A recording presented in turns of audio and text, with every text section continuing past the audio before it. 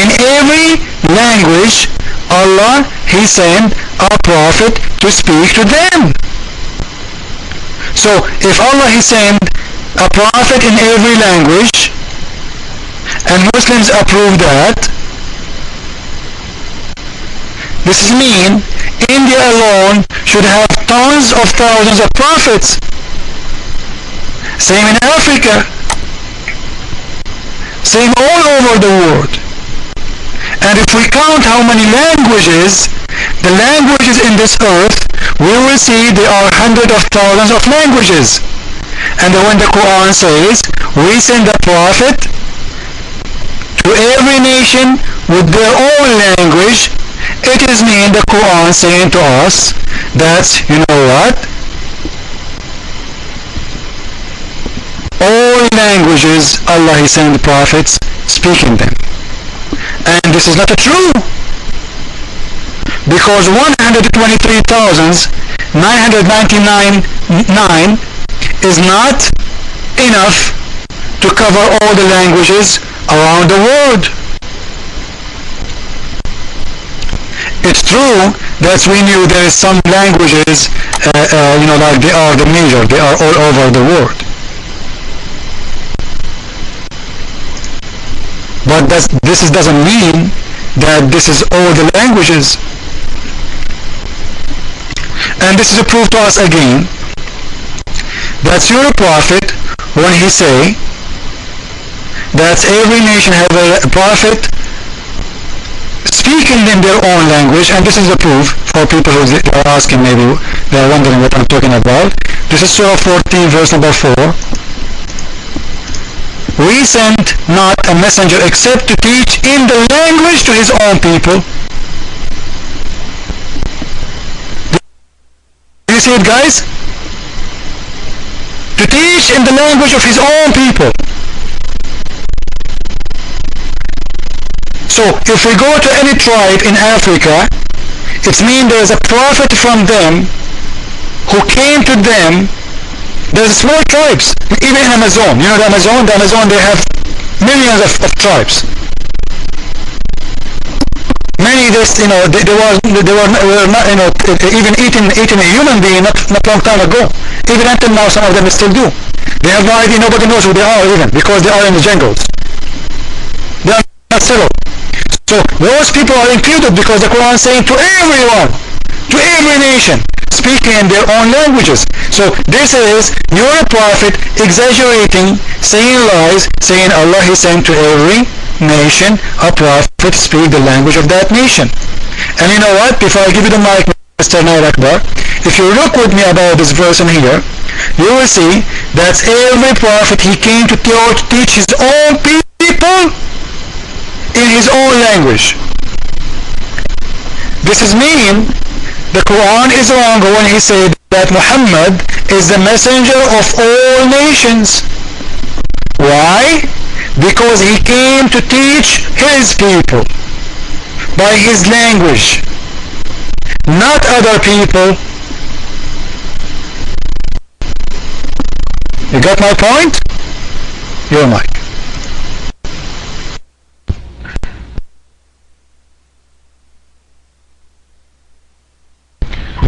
Alright, so yes, I hope you guys are hearing. Yes, the Quran does say that every nation was given a prophet, a messenger. And if you think about it, okay, in the time of the prophet, okay, the amount of languages we have today is not exactly the same as they had back then. As a matter of fact, you yourself will know that languages have been born and died. Like for instance, Aramaic, is a language that was spoken by Jesus, but it's not spoken in today's time at all. So the thing is that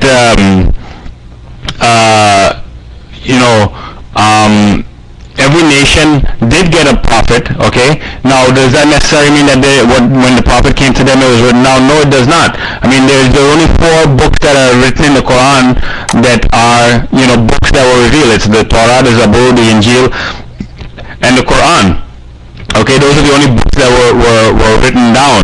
All right, so the other messages that were given to the people is not, it's not that it was written down so that the people will have it,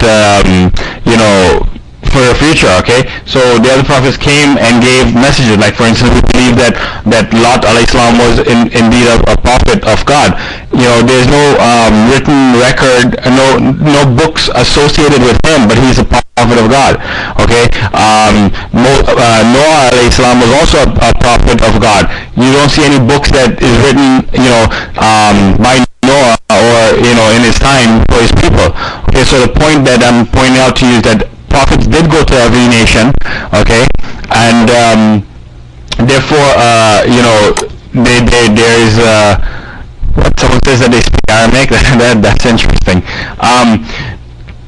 Like I said, every nation did have a prophet. There's no I don't see how you can understand that. I mean, from the creation of mankind to Prophet Muhammad sallallahu alaihi wasallam, every nation did receive a prophet. You talked about India with all of the Bavarian language. They also have almost the same religion throughout the country. You didn't mention that, did you? Why didn't you mention that? The reason that they had the same religion throughout the entire country was because at one point in time they were all communicating with each other. Okay, so therefore, what you call it? It's okay. Yeah, I forgot. I lost my train of thought. I was reading that this person keeps saying that he speaks Aramaic. Great for you. You're the first person that I know that speaks Aramaic. I haven't heard of too many people speaking Aramaic. All right. What was I talking about? So basically my point is this thing that the Quran does mention this, and there's no need for me to give you the name of a prophet or whatever. You look at the different teachings. Even if you read the Hindu scriptures, okay, you go read the Hindu scriptures, it talks about one divine being. Now the Christians, the Hindus deviated from that and started praying to all of the various deities, this, that, the other. But you go back to their book, which was written like 4,000 years ago, and it talks about there being one divine being. So it's if you take that, it's good enough proof that at one point in time they did believe that there was only one God, and they deviated, just like the people in Mecca. They believed that Abraham and Ishmael are prophets of God, but they deviated from that and started worshipping all the idols, etc., etc. So again, therefore, I think I've answered that question well enough. I don't think I need to go any further with that. So your mic.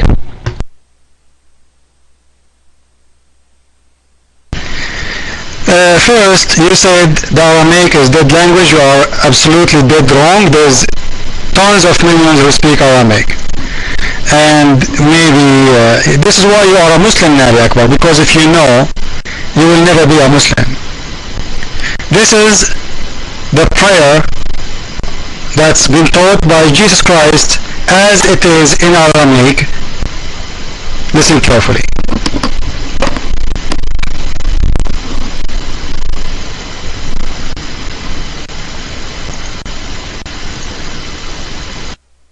Oh, what happened? There we go.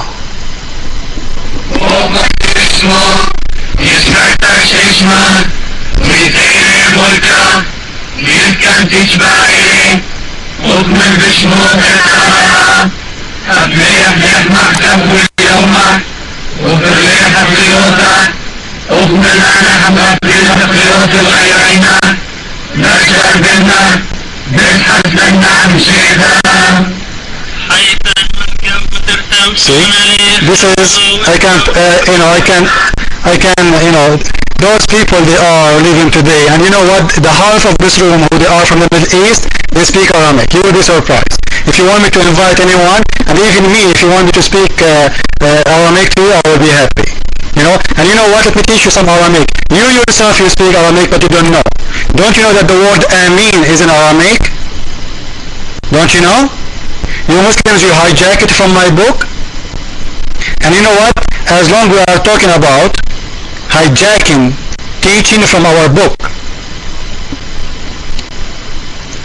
I want to show you something. You might be surprised when you see it.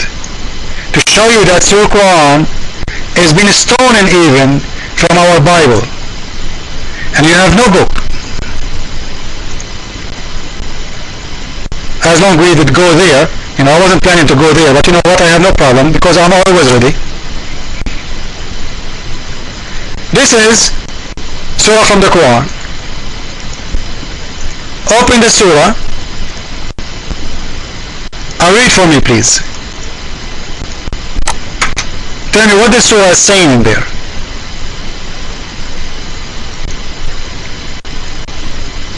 And I will post to you from my Bible. I will post the story of the 10 brides